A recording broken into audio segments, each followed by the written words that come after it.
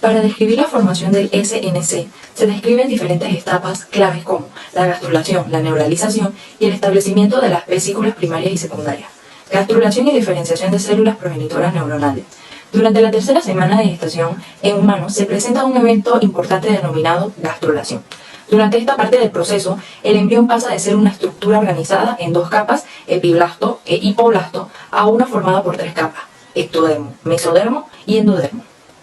En esta etapa se presenta el primer indicio de formación del sistema nervioso. El establecimiento de la placa neural. La placa neural se forma gracias a la inducción de las células que migran debajo del hipoblasto a través del nodo de Hensen y de la línea primitiva para convertirse en endodermo y mesodermo.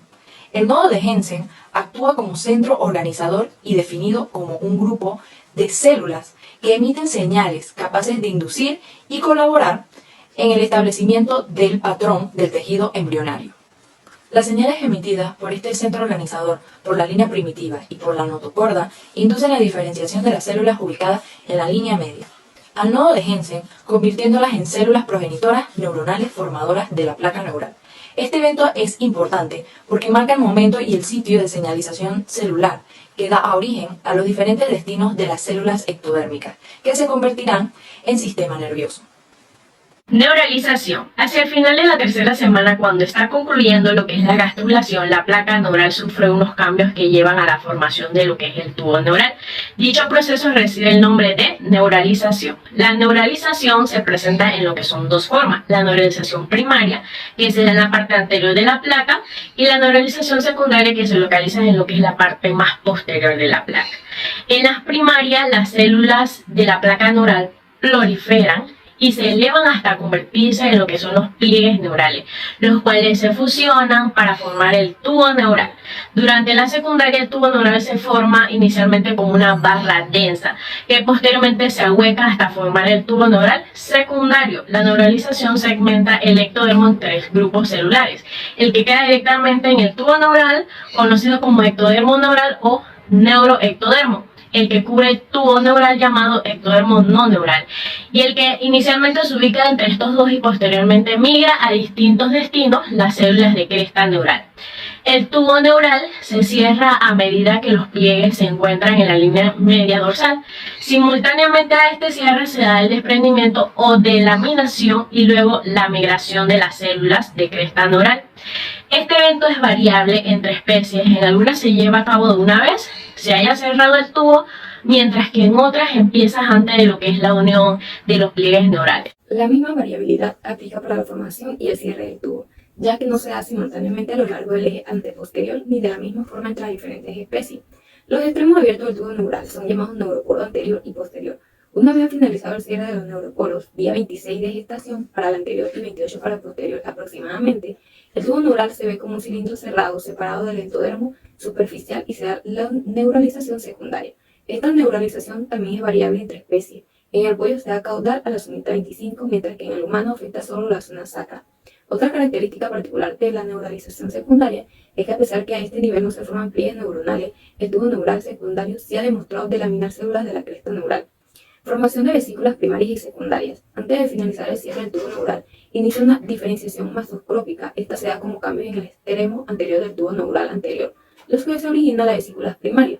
Esta vesícula se identifica como el cerebro anterior o prosencéfalo, el cerebro medio o mesencéfalo y el cerebro posterior al robroencéfalo, separadas entre ellas por varias constricciones. El tubo neural restante se transforma en la médula espinal. Esta zona se caracteriza porque parece ser capaz de generar células gliales, pero no neuronas.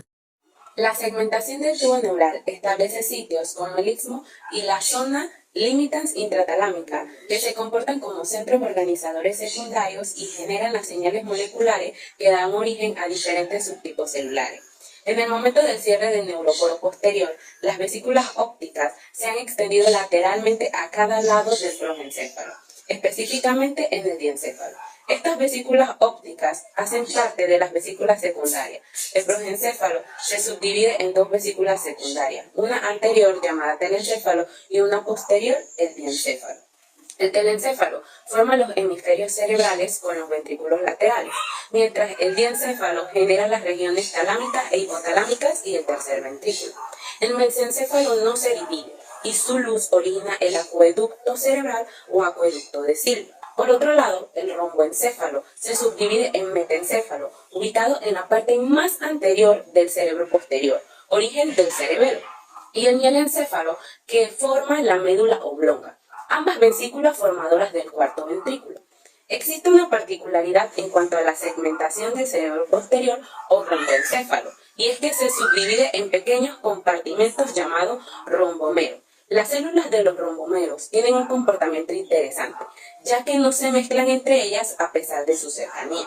Por otro lado, las células inmediatamente superiores a los rombomeros, pertenecientes a la cresta neural, forman tejidos específicos según de donde provenga el rombomero. Organización del tubo neural. Es clara la organización del tubo neural en dirección anteposterior, sin embargo existe otro eje tan importante como ese, que es el dorso ventral. La polarización dorsoventral es la clave para el desarrollo y la diferenciación de los tipos neuronales, según las señales moleculares que recibe cada zona del tubo, asimismo su especificación celular. La parte más dorsal del tubo es especializada en desarrollar neuronas sensoriales, mientras que la porción ventral se encarga de las neuronas motoras. Esta polaridad dorsoventral está dada por las señales del tejido circundante que hacen que el tubo se regionalice en dominios progenitores. Cada dominio se caracteriza por la expresión de un tipo específico de factores de transcripción, entre otras moléculas que dan así la identidad a los diferentes subtipos neuronales. Inicialmente el tubo es una capa de epitelio neurogerminal, es decir, es una capa de una célula de grosor compuesto por células madres neurales.